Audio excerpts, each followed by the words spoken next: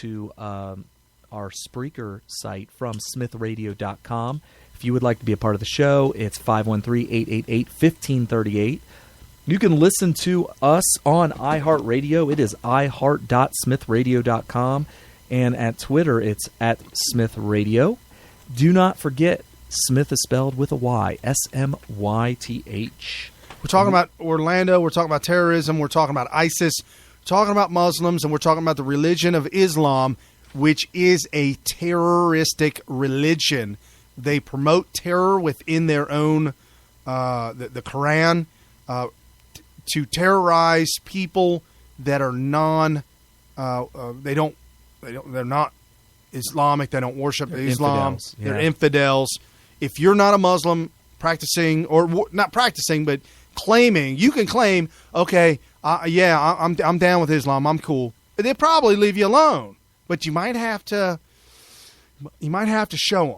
Right. You might have to get on the casting couch. You might have to show them that you're down. Now, I don't mean you might. Some of you guys might have to get the tinfoil hat on. I might just grab mine real quick, but Obama indicated to the Muslim world when he first got elected that he's down with them, and because of his background, they consider him a Muslim, right? Right. Even though he's time and time again, liberals have told us Christian faith. He went to that Christian church that hates America with Reverend Wright.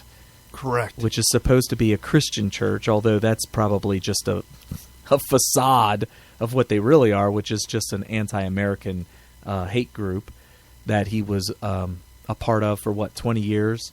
Oh, yeah. Reverend Wright ended up marrying him and Obama and Michelle.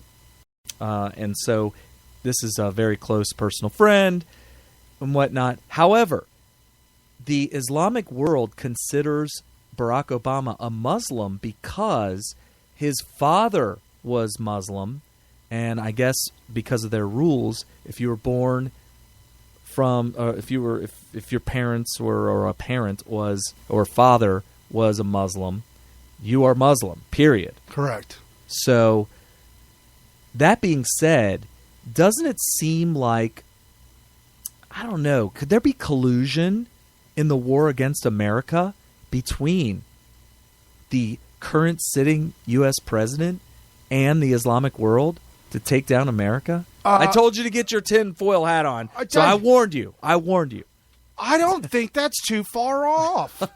I mean, it seems like it. It seems like it. Not only that, but even Rush says that Obama's ideology is that America needs to pay for its transgressions, and he's going to be the judge, jury, and executioner.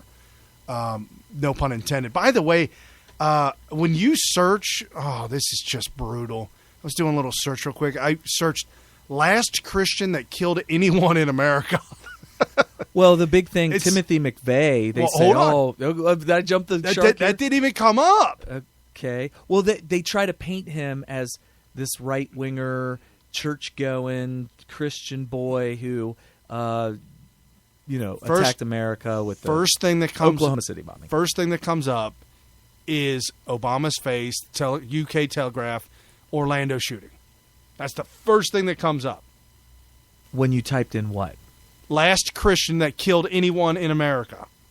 Well, he clearly wasn't Christian. It's the very first one. There's 12 million results, and the first one is Orlando shooting, and then it says ISIL claims responsibility.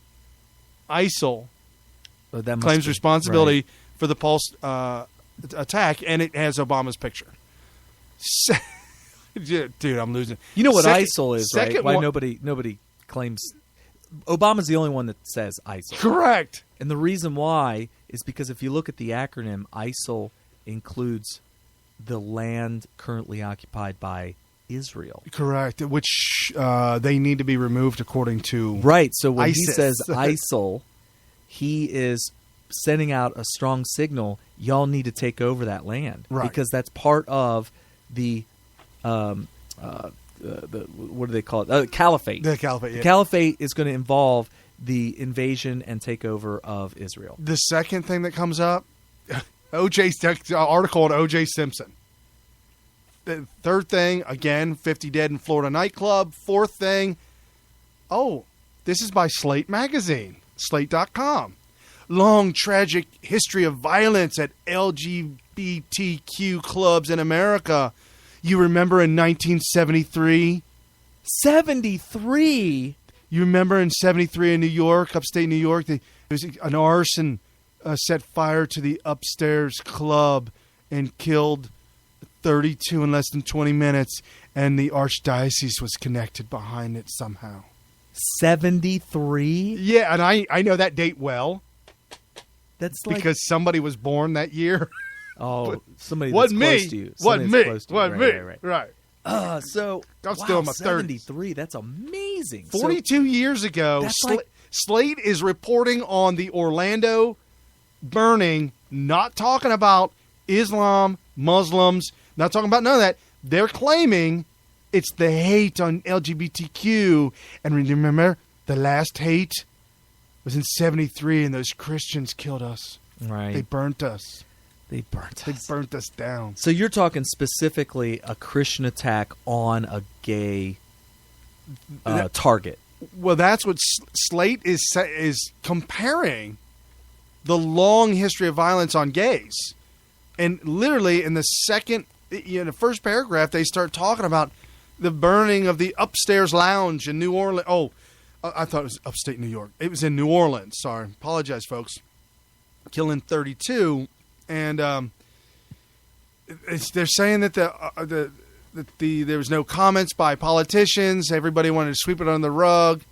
And, this is just how religions respond to us. It's a stretch there, Slate. I'm sorry, man. That was a long time ago. It was so long that nobody 43 years ago? Yeah, nobody knew. I mean, I wasn't even alive then, and I'm an old man. I'll gleefully admit that. Woo! I wasn't even... What are they talking about? A long history. You mean a long time ago history? Right. Isn't that ridiculous? Okay, so anyway... should we talk about my public service announcement? Yes, we can, but let me throw this one out there real quick. By the New Republic, it has Hillary and that other woman who's a Native American Indian. That's how she won. Elizabeth Warren. Yes. That's the fifth thing that comes up. It talks about the Orlando massacre, mass shooting. And then in the article it says, and this is down in the bottom of the article, just how violent is Mel Gibson's Passion of the Christ sequel going to be? Come on, man! When was that reported? 6 hours ago. What? That's what they're worried about? Yes. We were going to have a show on Trump's Twitter war with Elizabeth Warren and all that kind of stuff. And then there was the shooting of Christina, whatever her name is. Oh, my goodness. That was such a tragedy. Sad, yeah. Christina Grimmie. Right. And this massacre just takes precedence, flat out. Well, and it also this massacre is all about what we do here at Smith Radio, which is to inform you of what is really going on. All right. So do you guys want to get informed on what to do in a mass shooting situation? Yes. Okay, Carrie, I'm in a gay nightclub with all my gay friends, but I'm not gay. And we're just shaking our booties on the dance floor. Okay. And then all of a sudden I hear crack, crack, crack, crack, crack, crack. Okay. And people start falling down. All right. So I found this to be odd. And if you've listened to this program for a long time, you've heard this story before.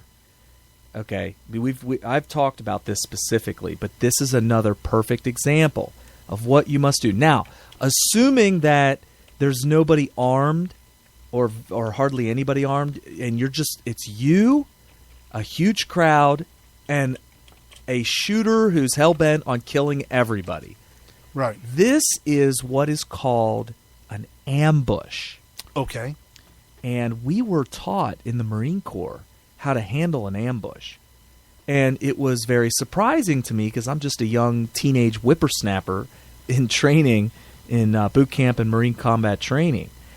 And if you guys listening out there were in Marine combat training, you will know exactly what I'm talking about.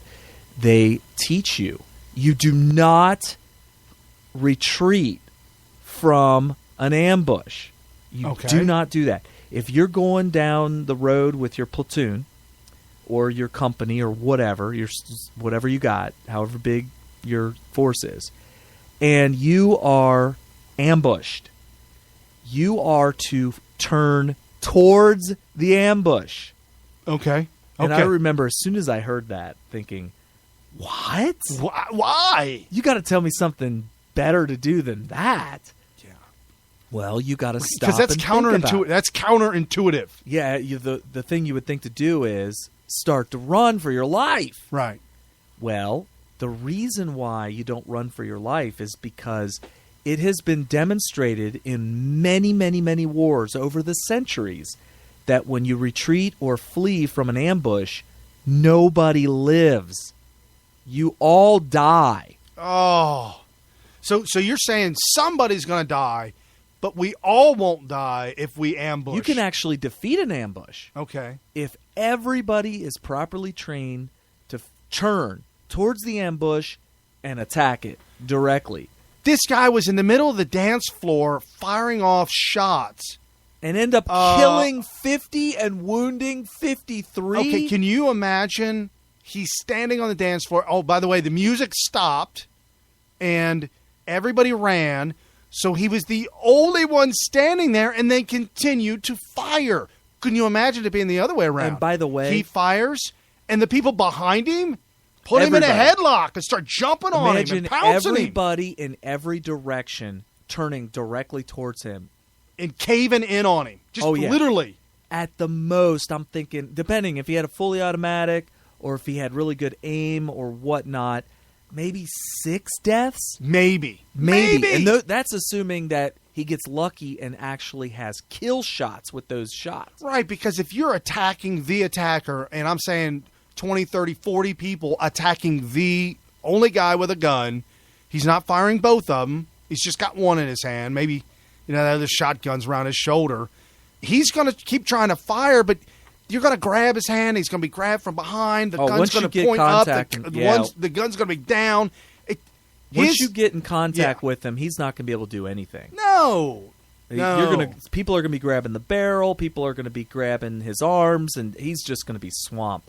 And, there is a nature channel I was watching where beehives are attacked by this certain special kind of hornet. Okay. And what these hornets will do in order to get to the honey is they will come into the hive, and the bees will get upset and start to come out and I guess investigate. And they're kind of scared of this hornet because it's big. And so he'll systematically use his chompers to sever these bees in half. Really? And they can completely wipe out, just 1 or 2 of these hornets can completely wipe out hundreds, if not thousands of bees. And once they're all dead, they go in and have all the honey they want. Is it because the bees run away? It's because they're not really attacking this hornet. However, there's a special kind of honeybee that has been evolved, I guess, to deal with this exact kind of attack. So you're telling me that there is a clear-headed, right-minded, conservative, if you would, type of bee out there. They're ideologues. The ideologues, right. So, and they attend their bee church. Yeah, you guys can look this up on YouTube. These bees, I wish I knew the name of them. I'm just giving you my recollection of watching the show. They will allow this hornet inside their hive. What? They'll let him come in, and they will not attack. Okay. And they'll let him come in and start to rustle around. So he starts chomping on the honey. Well, actually, he's marking the hive so that his hornet buddies can come and attack it. Okay. Because that's what they do. You'll have one scout mark the hive. They'll go get their boys. And then 5 hornets will completely wipe out 1,000 bees. Okay. What they'll do to this scout hornet They'll let him come inside, kind of scope the place out. They won't do anything.